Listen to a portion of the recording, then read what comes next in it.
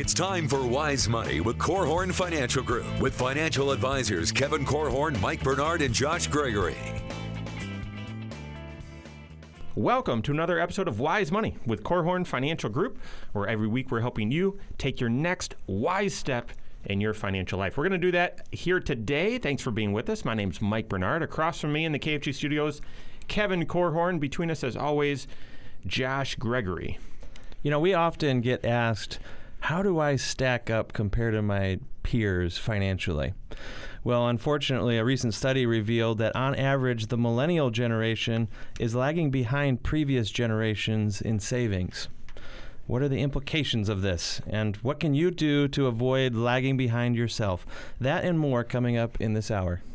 Don't play the compare game. Yeah. Don't do it. It'll rob, it will steal your joy. The interesting thing is, finance people are all geeks. They're just nerds. And so we analyze numbers all day. And we're going to see, is there any causation here, some correlation, but the numbers are disappointing to see. So we're going to talk about it, but don't compare yourself to others. All right, if you have a question for the show, we would love to hit it. We've got some great questions lined up for the second half of the program. You can call or text us 574-222-2000. That's 574-222-2000. Online, wisemoneyradio.com. There's a section right there on the right where you can leave a question. There's also a section right there on the right where you can click and jump right over to the YouTube channel and watch us right now. So I'd encourage you, wherever you hang out on social media, you'll be able to find Wise Money. So just search Wise Money, Facebook, YouTube, Twitter, Instagram, Wise Money Show.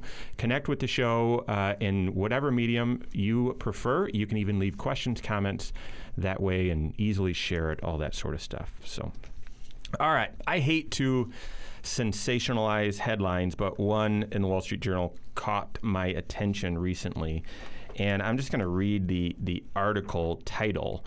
It's called Playing Catch Up in the Game of Life, Millennials Approach Middle Age in Crisis. Now, if that doesn't seem scream clickbait, then I don't know what it, middle age in crisis. Anyway, got my attention. So written by Janelle Adamy and Paul Overberg. It basically says the new data shows millennials are in worse financial shape than every preceding living generation and may never recover. That is bleak. We're going to break down a little bit of the stats, but at a surface, when I read that, I thought, okay, we've got to talk about that on the show. What do you guys think? Is this actually a problem?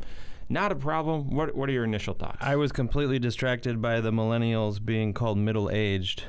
Approaching middle age. As a Gen Xer, I wondered what that meant for me. Oh, yeah, you're old. I am over the hill, apparently. And just getting started, young man. Yeah, exactly. No, you know what? We read these types of articles on a regular basis. I find them kind of interesting. I like reading the ones about Gen Xers personally, because who doesn't like to read about their team, so to speak, their generation, and see how you stack up. Can I request a trade? Yeah. Just kidding. You guys know we talk about the generational differences, and so we're well represented here. I'm just in the millennial group. Josh is Gen Xer and Kevin's greatest generation. Yeah, the silent generation. What's that? just kidding. So, Kevin, what's your initial take on this? I mean, I know, you've got a couple kiddos in Gen Z that are about to launch and are launching and making some financial habits. What are your thoughts just hearing this data? Well, I'm a political junkie, and so I love hearing about all this. As we're into the political season, what these various candidates are suggesting as solutions to our problems. I'm interested to hear what they really think our problems are, and there are a lot of promises going around. Hey, we can do free college for all, free Medicare for all, free this, free that, and free the other thing. And if you were in the generation that's in the worst fiscal shape of any generation to date, you might listen to that and say, hey, yeah, I'm in pretty rough shape financially, so some free stuff, college loan amnesty, that's a sweet deal. But I have been telling any millennial who will listen without being that guy is that, you know what? As a millennial, there have been promises that have been made to your parents and grandparents that you're going to be on the hook for fulfilling.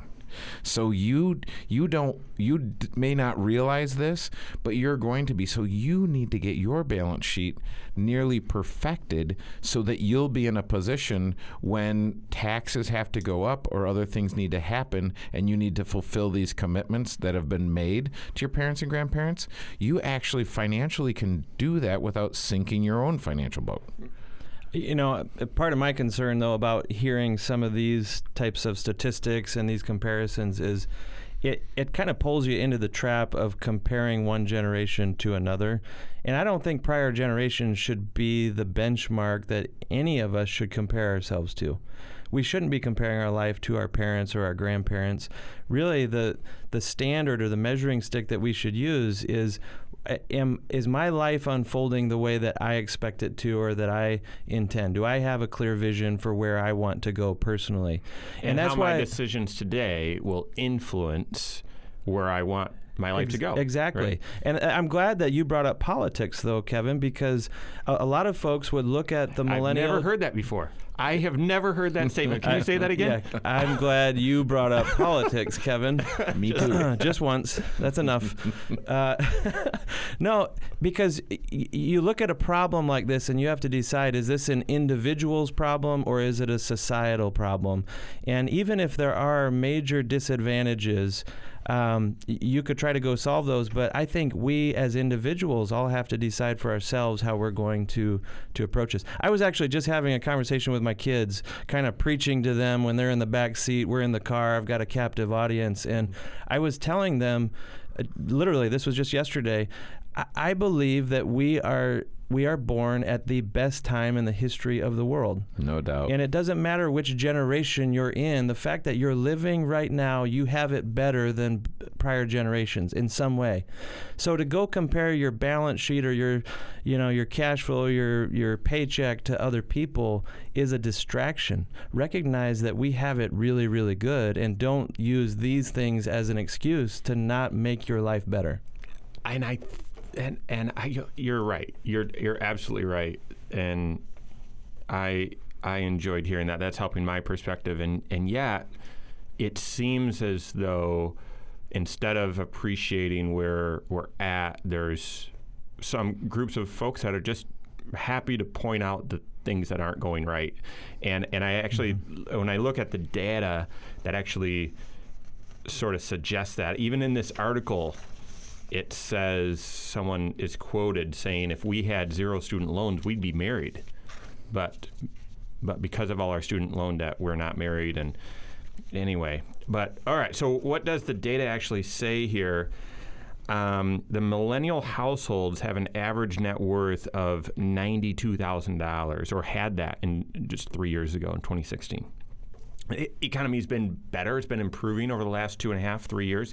And so you'd hope that that's a little bit higher. However, when you compare that to Gen X households at the same time, so back in 2001, that is 40% less. Millennials have a net worth 40% less than Gen X and 20% less than where baby boomers were at that same time. And so student loans, I mean, if you're familiar with how a net worth is calculated, you add up all your assets, subtract out your liabilities, that gets you to your net worth. So a higher student loan balance, which I think we'd all say is on the minds of a lot of politicians, and it's going to have an impact on the economy. It already is.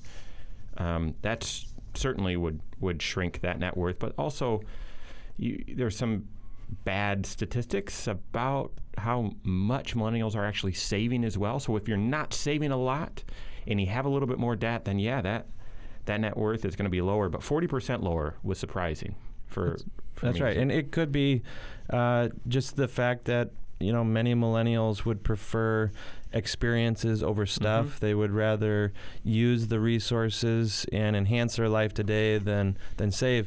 But every time you make a comment like that, there's exceptions as well. Of course. And you can say, I don't fit that mold. And you don't have to. You don't have to be one of the stereotypes that are laid out in articles like this. Yes, don't be a label.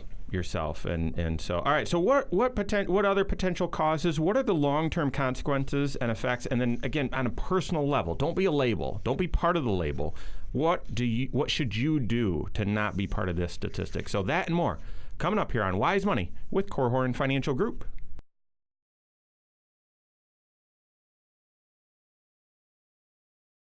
Studies are showing that this millennial generation is behind and falling behind the previous generations in accumulating wealth and building up their financial life. And okay, is that a problem, right? Or are they just enjoying life and choosing to spend their money in a different way? We're talking about that. And then what can you do to make sure that you're living the life that is going to take you down the path that you want, right? So we're talking about all of that today. This is Wise Money with Korhorn Financial Group. My name's Mike Bernard. Here with me in the KFG studios, Josh Gregory and Kevin Korhorn. Thank you to the attorneys at South Bank Legal, as well as First State Bank, for making the Wise Money Show possible. Thank you very much. If you have any questions, we're going to get to a few of them second half of the program. If you have questions you'd like us to cover on an upcoming program, you can reach out to us a few different ways. Call or text us, 574-222-2000. That's 574-222-2000. WiseMoneyRadio.com. You can submit a question right there on the right. You can also catch up on all the content right there. Wise Money blog as well. WiseMoneyBlog.com is where you can find the blogs and everything else that we're thinking there. And all over social media, wherever you like to gather, Facebook and Twitter, Instagram, YouTube, just search Wise Money Show, and you'll find us, connect to us, and you can submit questions that way as well. So, all right, right now we're just jumping into a recent study, an article written by the Wall Street Journal that says the millennial generation has a current net worth that's 40% below the Gen Xers at the exact same time. When comparing them apples to apples, the millennial households are about 40% behind and about 20% behind baby boomers. So we've talked a little bit about causes. What are some causes, but also what are some of the long-term consequences? Go ahead. I think some of the causes, there's a lot been written about just the timing of when the millennial generation was entering the workforce. And it was at a time when unemployment was really high. It wasn't a sure thing that when you'd graduate from high school or from college that you had a job waiting for you. You may struggle for a little while, and there were many people that just had to keep down even a series of part-time jobs just to kind of make ends meet. And that's a tough way to begin your working career or your adult phase of life. You're not hitting the ground running necessarily. You don't immediately get started saving for long-term goals or investing for the future. Maybe you've struggled to get some of the debt wiped out as fast as you would hope to. Or maybe just the debt itself from student loans, for example, is larger than what you really intended. And because of that, it's causing a lot of people to pass on things like saving for retirement into their retirement plan at work or buying a home. And both of those were powerful ways to get some great growth potential on your own balance sheet, because home prices were really low for a stretch there. Mm-hmm. And interest rates were really low for a while. But if you weren't a buyer, you couldn't take advantage of it. And the market being down was a fantastic investment opportunity for a while. But if you weren't a saver or an investor at the time, then you didn't get to ride that wave for the past 10 years.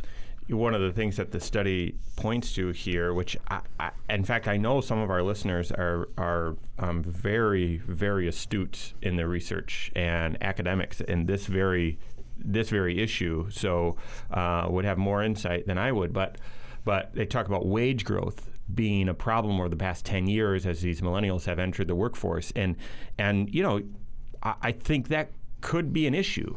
The question over, well, is that unjust? Well, 10 years ago, we were coming off of the worst recession since the Great Depression, so very high unemployment. And so employers possibly couldn't afford to increase wages, but also there was just a glut, a big supply of workers out there that wanted jobs. And so if you look back at history, it's not until we enter the later stages of the growth cycle in an economy that you actually see wages start picking up, which what we're seeing right now. So, but that's the negative side of it. The positive side is that inflation has also been held in check as well. Right. Life hasn't been getting significantly more expensive every year that goes by. And so, flat wages with flat prices can be tolerable. Sure. But, the other impact on wages, I believe, has to do with your approach to your career. And if you are a job hopper, let's say, some people believe that they can actively kind of jockey from one position to another in their career and hope to be climbing the corporate ladder, each step a better one than the prior. On the other hand, there's something to be said about being loyal or consistent with a career so that you can gain skills and experience that really can pay great dividends for your whole career. Yeah, absolutely. All right, so if we talk about some of the consequences long term, there's a couple in here that maybe you haven't thought of. I have, because I'm a geek, but it spells it out here. For whatever the reason, whether it's just prolonged adolescence or people want to enjoy their youth or have more experiences or whatever, but, the data is showing, and I've seen it with my friends and my surroundings, people are getting married later, they're having kids later, and they're having fewer kids. Right now, it is projected that Social Security in 2035, when nearly all baby boomers will be retired, there'll be 2.2 workers per person on Social Security. That's projected in 2035. Last year, there were 2.8 workers per one person on Social Security. And in this great Ponzi scheme, which is Social Security, we need more workers feeding the system to pay the retirees. The current birth rate right now in America is 1.8 children. And that is going to continue to bring this gap in Social Security. So one of the individuals at the Center for Retirement Research at Boston College said, hey, if this continues, if this is a permanent trend, it's not just an anomaly, we are going to have to rethink taxation and social funding because our population is going to be growing at a slower rate in the future. And population growth is one of the key metrics that goes into all the forecasts of how the economy is going to keep on growing and evolving over time. Yeah. So it's either birth rate or immigration. Those are the two ways that you grow your population, right? Yeah. So And if you're not going to solve it by keeping the population where it needs to be, you're going to have to solve it by moving back the age where you can begin the entitlement programs. You're going to have to solve it by increasing taxes. You're going to have to solve it by making Social Security even more like the free lunch program, where it will be means tested. And if you've accumulated too much money, we're going to take more of it from you. Yeah. I think what we're painting a picture of is just that the future is going to keep on changing, right? And regardless of what generation you're in, you have to be able to adjust your plan and have a wise response to whatever the changing winds bring your direction. And of course, this is a show about financial planning, not about politics, but you have to be aware of some of those trends and how it could have an implication for you and your family. And of course, we believe that begins today. It begins with you getting your financial life in a stronger position, not because prior generations were stronger than you right now, but because your financial position needs to be better tomorrow because you don't know what tomorrow is going to bring. Right. I mean, this uncertainty about what the future is going to bring, I think that's the first time we're facing that. Just kidding. No, it's always unknown. So the point is, be prepared. And if there's a variety of potential outcomes, and some of them, there's always a few on the delightful side, a few on the scary side, but be prepared financially. So here's the question. We're going to dig into this a little bit more in a little bit more detail, but how are you preparing right now? Now, financial advisors get a bad rap. Anytime I see some friends or clients out at the mall or at a restaurant, they always say, "Oh, it's in the budget." Like I caught them with their hand in the cookie jar. No, have some fun. Have some fun. Your comprehensive financial planner is on your side. They want you to have fun and have those life experiences. It's just in balance. And so how do you make sure you've got balance? We're going to talk about some of the decisions you should be making right now to make sure you're prepared for whatever comes your way to achieve the future that you want financially. So that and more coming up here on Wise Money with Korhorn Financial Group.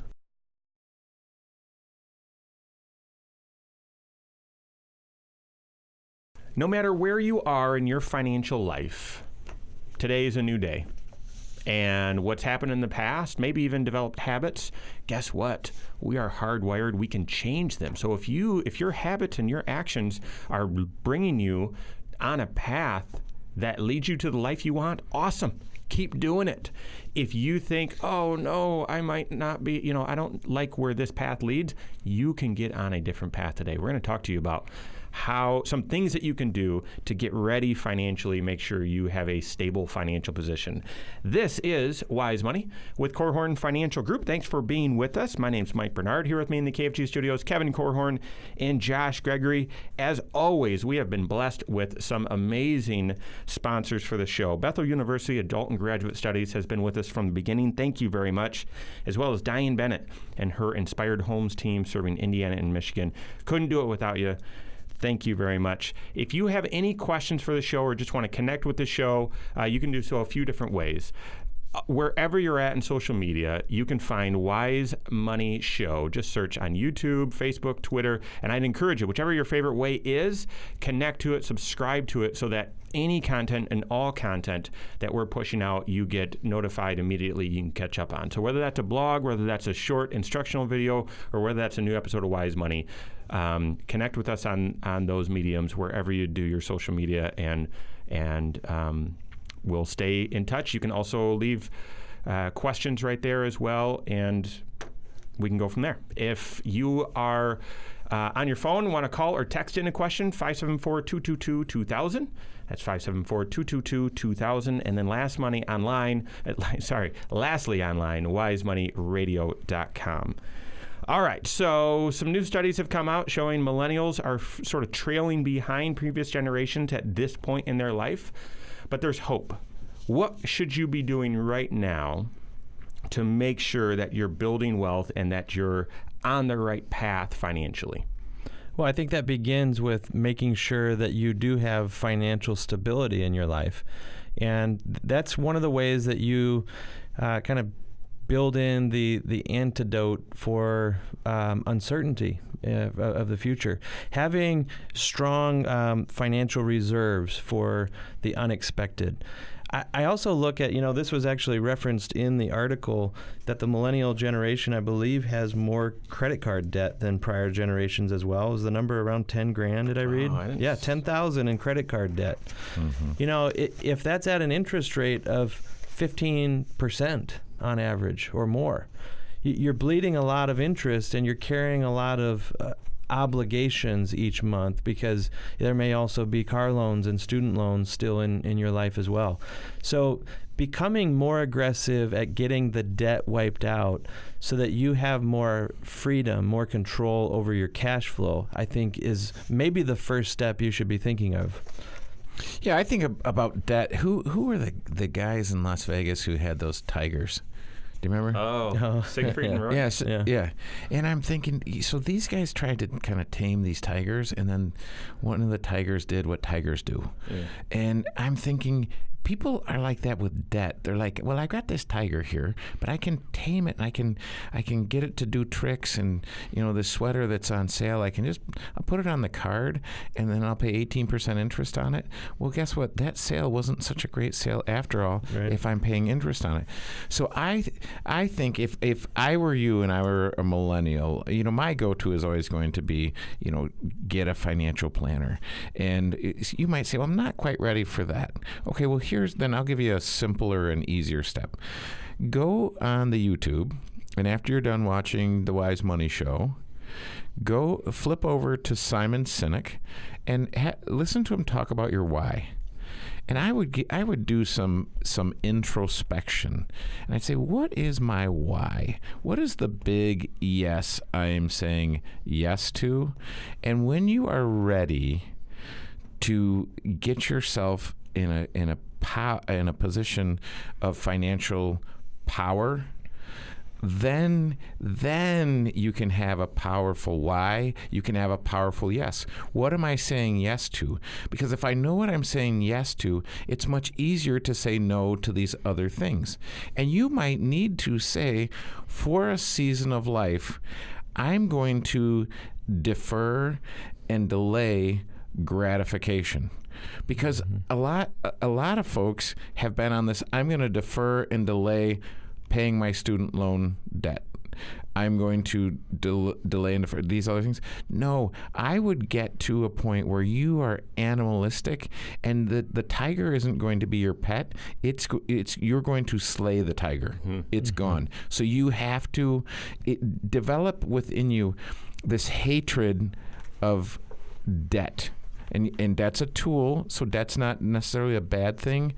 But if you've got a bunch of it on your balance sheet and the debt is in any way financing your lifestyle, it's just a mistake. And I'm not saying that to be critical or poke in the eye. I'm just saying you don't want to do that. And if you've done that, don't take energy to be remorseful. Take that energy to turn the corner and turn over a new leaf. Do it today. Do it this afternoon. Write down this afternoon. Write down your goals. What's important to you, and how am I going to start making changes? Well, and you take that same question of why this and what am I saying yes to, when you apply that to the details of your life, specifically the details of your cash flow, we often call that budgeting, but maybe the better term is just having a cash flow plan, deciding what you're going to direct your money towards as you earn it. And if unfortunately a lot of it is going towards obligations and commitments you made in the past, you've got to rid yourself of that so that you have choice in the future. And there may be opportunities coming. The investment world, for example, it goes through ups and downs. And we've had a long, very prolonged upward trend in the stock market. And if you're a millennial listening today, you may not have ever had the opportunity to truly invest during one of the typical slumps that happen. Those great buying opportunities that only come around so often. And the only way that you will take advantage of it and get the slingshot effect of buying low to someday sell high is if you have cash flow available to direct towards your investments. And that unfortunately requires the hard work of finding margin in your cash flow. Right. And don't make the mistake that a lot of if you want to compare yourself to previous generations, compare yourself to the Gen Xers and the baby boomers who in 2008 and 9 said, hey, listen, I want to stop my systematic savings program till the market comes around, which would be the equivalent of going to, and I'm not hip, so I don't know, is that American Eagle or which one of these clothing stores? Abercrombie or Benetton. So you're going to one of these stores when they've got a 50% off sale, and you say, hey, listen, can you set that aside? I want to come back and buy it when it's marked up to full price. And you say, well, I'd never do that with my clothing choices. So don't do that with your investment choices, but be ready. And Josh, at the risk of going on a little bit of a rant here, you're talking about cleaning stuff up. I can tell you this, in the morning, after I've eaten, I think I'm going to make some great choices for the rest of the day as it relates to eating. But you know what? At about 8 o'clock at night, if one of my children is in the kitchen and they're eating, my ability to make great choices somehow just goes out the window. So what you have to do is you have to prepare in advance to make those great choices. And a lot of the great financial choices are because it's automated. I don't have to rethink or redecide every 2 weeks when I get paid. I've got a plan and the decisions are already made.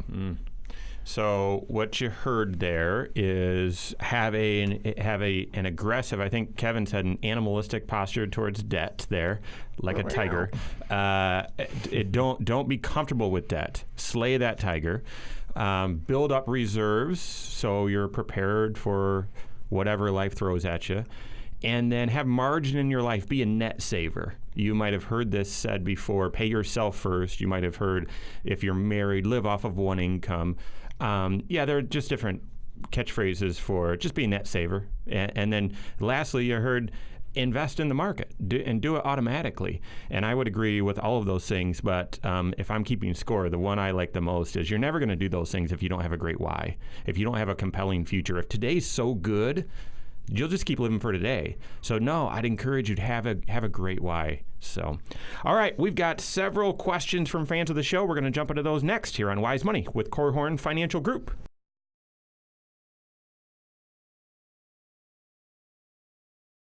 Thank you so much for being with us. This is Wise Money with Korhorn Financial Group. My name's Mike Bernard. Here with me in the KFG studios, Kevin Korhorn and Josh Gregory. If you've missed anything, on the program today and you want to catch up on it, I don't know. I've been contemplating a lot the research that we talked about today. And if you're watching on YouTube, you just heard a little bit of bonus content about what, again, might be causing this and why. And it's interesting. So if you've missed anything today, you can catch up on each episode a few different ways. Again, find us on YouTube. We've got a YouTube channel. It has all of the previous episodes right there. You can watch them all, as well as other videos as well. Just search Wise Money Show and subscribe to it, and then click that little bell as well to be notified anytime we drop new content. Same thing on Facebook, Twitter, Instagram. You can find us, just search Wise Money Show.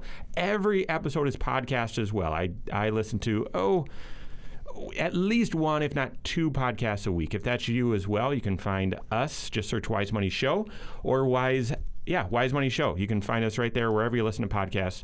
And then lastly, there's an online media player as well. Go to wisemoneyradio.com. You can listen to every episode. The full archive is right there while you're at work or whatever. And you can even submit a question to the show, make a comment right there as well on that page. All right, we're transitioning into questions from fans of the show. The first one is Jill. She's 45 from New Prairie.